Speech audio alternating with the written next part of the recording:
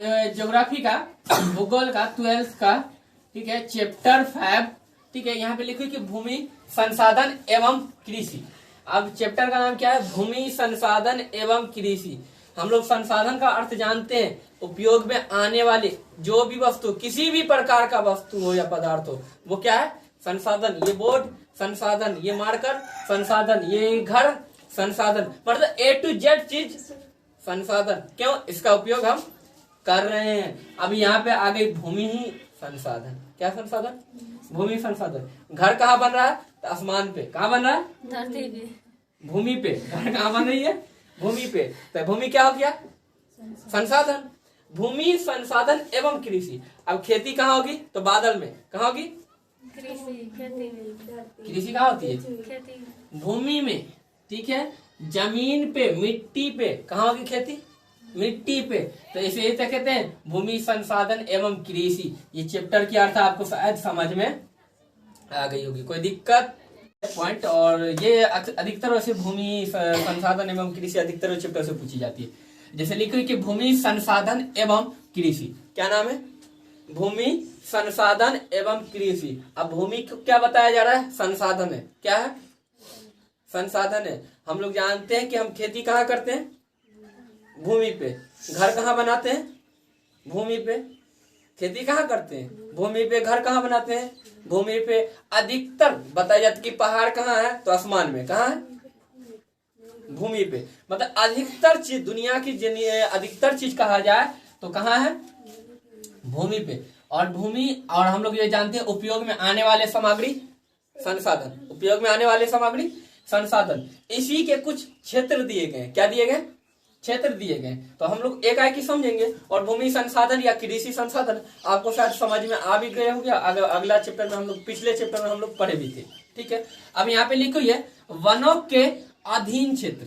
वनों के अधीन क्षेत्र मतलब कि वन अधिकतर बताए जाते हैं। ये पहला नंबर संसाधन है। और ये कहाँ है? भूमि पे। कहाँ है? भूमि पे।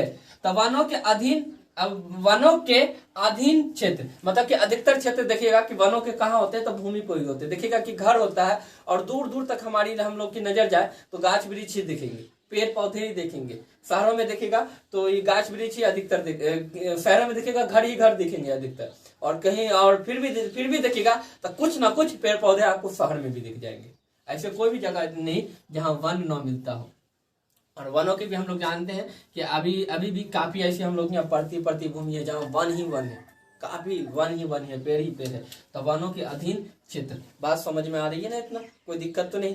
अब इसके बाद लिखा हुआ है, दूसरी पॉइंट है गैर कृषि कार्यों में प्रमुख भूमि। अब गैर कृषि मतलब कृषि में उपयोग न किया गया हो। कहाँ उपयोग न किया गया हो? कृषि में उपयोग न। गैर मतलब दूसरा, पराया। तो गैर कृषि, कृषि में नहीं, कार्य में प्रयुक्त भूमि। अब इसके अलावा जैसे घर बना रहे हैं तो घर पे छतों पे क्या है? हम लोग जुताई कर सकते हैं? नहीं ना कर सकते? बिल्कुल नहीं कर सकते हैं। और बिना जुताई के हम लोग क्या, यानी कि छत पे तो जुताई होगी नहीं। तो ये क्या है? कृषि के लिए गैर है। कृषि के लिए छत क्या हुआ? गैर हुआ। घर क्या हुआ? गैर हो गया।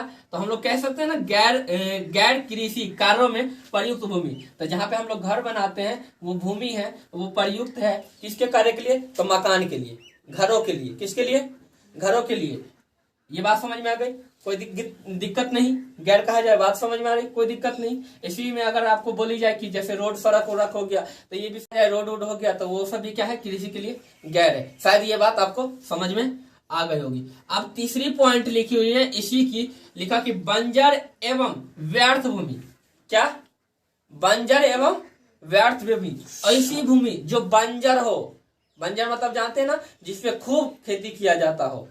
बंजर मतलब ये होती है जिसमें खेती बिल्कुल नहीं किया जाता हो, उसे बंजर कहते हैं। उसे क्या कहते हैं? बंजर कहते हैं। ये एकदम आपको ये बात एकदम सटीक समझ में आ रही होगी। अब लिखा कि व्यर्थ भूमि मतलब जिसपे कोई काम ना होता हो। जिसपे कोई काम ना होता हो। हम लोग देखेंगे, हम लोग जाते हैं जब मंडी मार्केट, तो हम लोग देखे होंगे कि बगल में यानी कि मैदान पड़ा का पड़ा रहता है, एकदम बड़ा से बड़ा, इसमें किसी भी प्रकार का खेती नहीं होती, तो वो व्यर्थ पड़ी हुई है, ठीक है, बंजर है। किसी को कहेंगे ना रोड क्या है?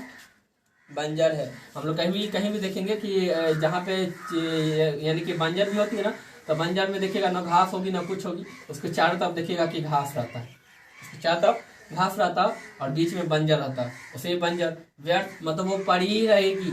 अगर उस पर खेती का हम लोग ये भी व्यर्थ मतलब ये भी जानते हैं कि कभी कभी देखिएगा कि जैसे नहर वो व्यर्थ रह जाता है, सड़क वो व्यर्थ, यानी कि सड़क उपयोग में आई, भूमि तो उपयोग में आई पर वो व्यर्थ खेती के लिए व्यर्थ। ये सब किसके लिए व्यर्थ है?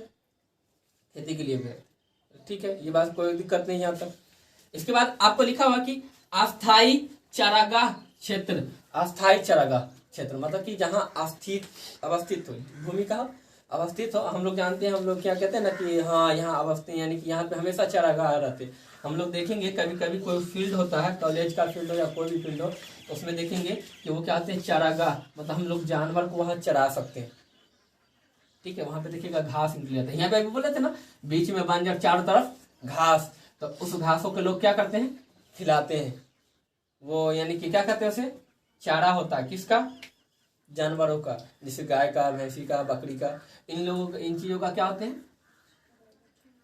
चारागाह जगह हो जाती है, अस्थाई चारागाह। अब उसको कोई न जोत सकता है न कुछ कर सकता है। कर सकता है क्या? जोत सकता है उसको? नहीं। कॉलेज को फील्ड को जाएगा जोतने के लिए? कहीं भी नहीं जाएगा, कोई भी नहीं जाएगा। तो ये भी बात शायद समझ में आ गई इसी क्षेत्र। अब इसके बाद आपकी अगली पॉइंट है, जैसे क्या लिखो कि विविध तरु फसलों व क्या है उपवनों के अंतर्गत क्षेत्र।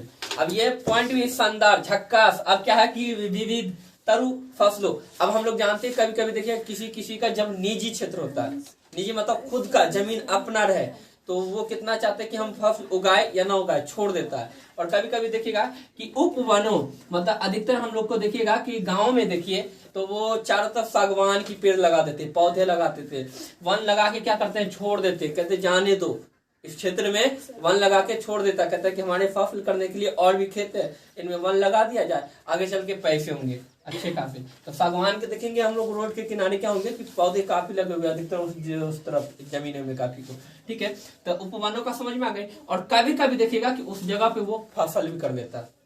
चारों तरफ बाउंड्री के चारों तरफ देखिएगा क्या लगाए हुए? पेड़ लगाए हुए सागवान की, और बीच में कुछ कुछ का फसल कर देते हैं। तो विविध तरु फसलों व यानी क्या है उपवनों के अंतर्गत क्षेत्र। ये बात समझ में आ गई?